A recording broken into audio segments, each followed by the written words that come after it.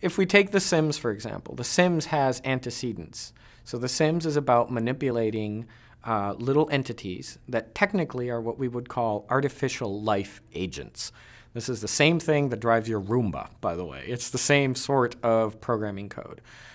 It's a set of extremely simple rules that lead to emergent behavior. The Sims, each of them is one of those. They're basically Roombas that instead of eating only dirt, they eat 8 things. And so they move around looking for the 8 things. That's all The Sims is.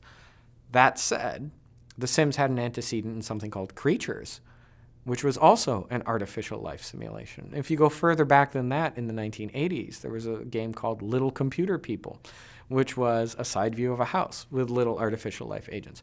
If you go back further than that, artificial life as a field is actually relatively new, mathematically speaking, and you can date some of its basic premises back to Conway's Game of Life, which seems like a free download on every computer under the sun. It's the one with the little dots and the gliders flying, and it makes pretty patterns at you, right?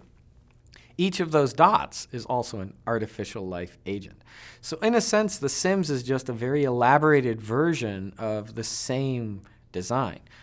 It nailed the dressing and presented in a particular way that made that model much more appealing and interesting. Suddenly you realized, oh, things like that, you know, the dot in life. The game was called Life, but you never felt like that was alive.